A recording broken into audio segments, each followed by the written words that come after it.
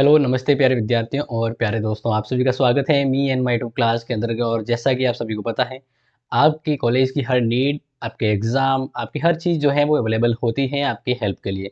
तो अभी जैसे क्लासेस चल रही हैं मैराथन हिस्ट्री की और हिंदी की भी ज़रूर होगी। अब देखिए, यहाँ पर हिंदी और हिस्ट्री के बारे में बात करें, बहुत ही कम गैप दिया गया था, तो इसके लिए अब मैं आपके लिए हिस्ट्री के तो इंपॉर्टेंट क्वेश्चन आपको ऑलरेडी दे दिए। अब मैं यहाँ पर आपको इस वीडियो में हिंदी साहित्य के, ठीक है ना, हिंदी लिटरेचर के मोस्ट इम्पोर्टेंट क्वेश्चंस आपको दे रहा हूं। और मुझे उम्मीद है कि सभी प्रश्न आपको इसी में से मिलेंगे जिस प्रकार पॉलिटिकल साइंस से मिले थे। तो प्लीज़ अपने मित्रों को, अपने दोस्तों को जरूर शेयर कर लीजिएगा। और ये प्रश्न आपने तैयार कर लिया अच्छे से, तो मेरी गारंटी आप आराम से पास हो जाएंगे, यानी कोई आपको रोक नहीं सकता है। तो बिल्कुल दम लगा के इसको तैयार कर लीजिएगा। और मैं आपको ये बताने जा रहा हूँ इम्पोर्टेंट क्वेश्चन, और कुछ एक के तो आंसर आपको मिल जाएंगे हमारे वीडियोज़ के अंदर, और बाकी मैराथन क्लासेज आपके लिए अवेलेबल होगी। तो just watch and learn. Okay, तो बढ़ते हैं। यहाँ पर देखिए, जैसे कि मैंने आप सभी को कहा है, ये अपने इम्पोर्टेंट है। और देखिए, अब मैं यहाँ पर बता देता हूँ, अगर आप यहाँ पर क्लिक करते हैं ना, यहाँ पे लिखा हुआ क्लिक हेयर टू आंसर, तो यहाँ पर क्लिक करते ही आपके सामने वीडियोज खुल जाएंगे, इनके संबंधित कुछ इंपॉर्टेंट जो आपको डायरेक्टली याद हो जाएंगे। ठीक है, तो यहाँ पर क्लिक करते ही आपको सीधी वीडियोज मिल जाएंगे। अब बात करते हैं यहाँ पर, तो देखिए कुछ बेहतरीन और इम्पोर्टेंट जो है मैं आपको डायरेक्टली बता देता हूँ, जो आपके काम के हैं। तो और सीधे याद कर लीजिएगा। देखिए, पहला है, हिंदी साहित्य का आदिकाल सर्वाधिक विवादास्पद काल रहा है। इस कथन को स्पष्ट करते हुए आदिकाल की समस्याओं को स्पष्ट करना है।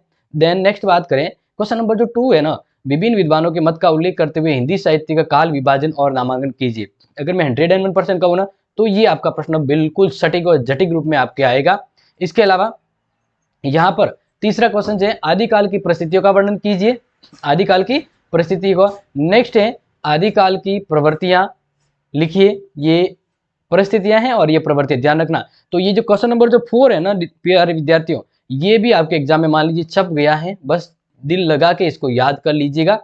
ठीक है, नेक्स्ट बात करते हैं, क्वेश्चन नंबर 5 है, आदिकाल के साहित्य को स्पष्ट करते हुए रासो साहित्य को समझाइए या इसकी विशेषताओं को लिखिए। हर यूनिट से मैं आपके लिए इंपॉर्टेंट लिखा, ऐसा नहीं कि भाई मिक्स में, नहीं, यूनिट वाइज क्लियर क्लियर बताया कि क्या क्या याद करना है। नेक्स्ट है, भक्ति काल की परिस्थितियां लिखिए। एंड क्वेश्चन नंबर 7 जो इंपॉर्टेंट है, संत काव्य सूफी काव्य की विशेषताएं लिखिए। ये लिपि है बट लिखिए, देख लीजिएगा। तो ये प्रश्न आपके एग्जाम में आने वाले की पूरी पूरी संभावना है। नेक्स्ट है क्वेश्चन नंबर 8, रामाश्री काव्य एवं कृष्णाश्री विशेषताओं को लिखिए। और मैं आपको चाहता हूं कि ये प्रश्न का स्क्रीनशॉट आप अभी ले लीजिए। पीडीएफ आपको आगे पीछे पता नहीं कब मिले, लेकिन आप ये स्क्रीनशॉट लेकर अभी तैयारी कर लीजिएगा। पीडीएफ कब आए उससे भरोसे मत रहिएगा। आगे, भक्ति काल की प्रवृत्ति और विशेषताओं को लिखिए, वेरी वेरी इंपॉर्टेंट है।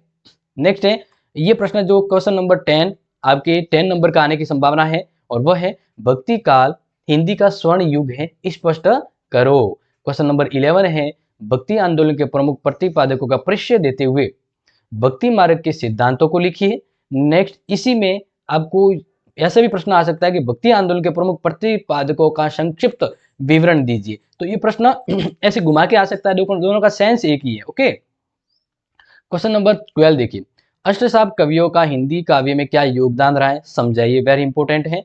एंड कृष्णाश्री शाखा के अष्टसाप कवियों का, अगर मैं आपको एक चीज कहूँ ना, कि जो मैं जिस पर मैं 100% मोड़ लगा देता हूँ, इसको तो आप कर्म धर्म में आपका याद करना। जैसे 12 नंबर, क्वेश्चन नंबर 12 इतना इंपॉर्टेंट है, ये आपके एग्जाम में छप गया है, बस ये ध्यान रखिए। नेक्स्ट एक यूनिट 3 से इंपॉर्टेंट जो आने वाले, रीतिकाल के अंतर्गत, तो रीतिकाल की परिस्थितियों का वर्णन कीजिए।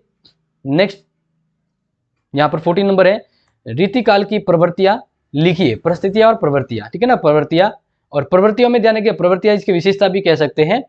अब यहाँ पर देखिए, रीतिकाल के प्रमुख कवियों को संक्षिप्त में लिखिए।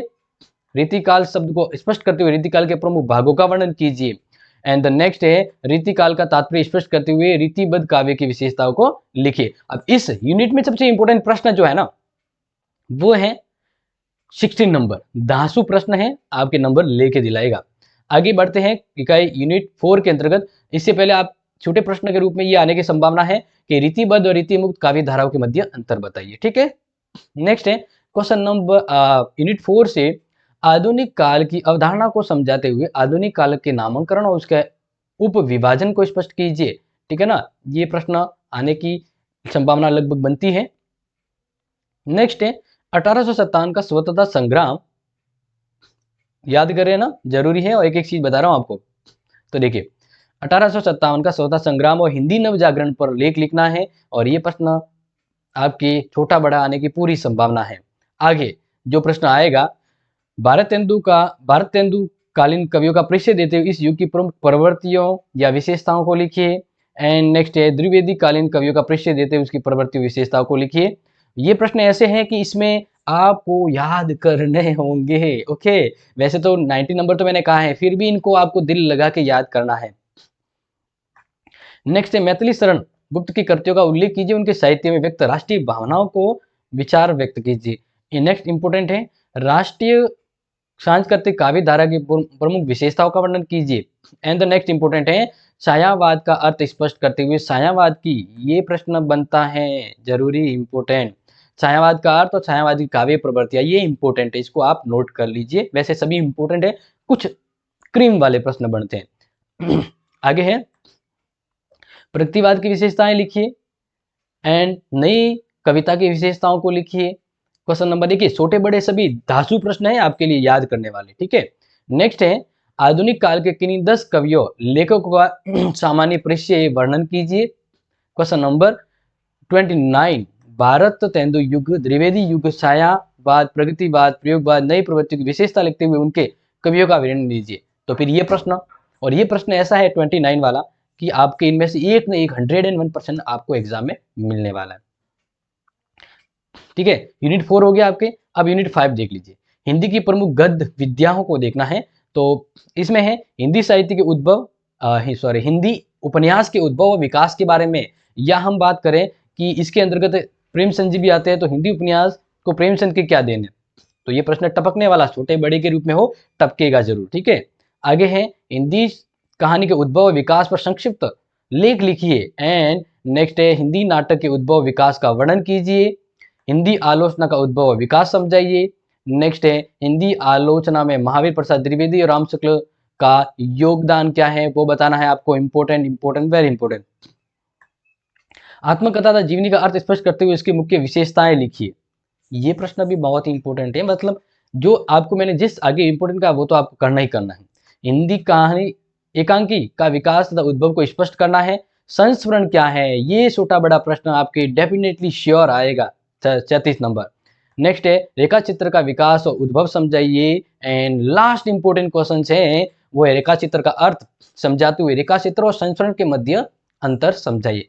तो प्यारे विद्यार्थियों, आपके लिए ये जबरदस्त मोस्ट इंपोर्टेंट जो क्वेश्चन है ना, वो मैंने आपको समझाए। कुछ हेल्पफुल आपको आंसर यहाँ मिल जाएंगे, ठीक है। बाकी इसको कर लीजिए याद, और मैं तो अंत में कहूँगा ये बहुत ही जरूरी इंपॉर्टेंट है, तो प्लीज़ अपने बाकी सभी मित्रों और प्यारे दोस्तों को जरूर शेयर कर लीजिएगा, क्योंकि अभी नहीं तो फिर कभी नहीं हो सकता है। तो तैयार कर लीजिए अभी के अभी प्रश्न, ये प्रश्न और याद कर लीजिएगा, बेटर होगा एग्जाम। मैं गारंटी देता हूँ अगर इस प्रश्न को याद कर दिया ना तो कोई आपको रोकेगा नहीं पास होने से।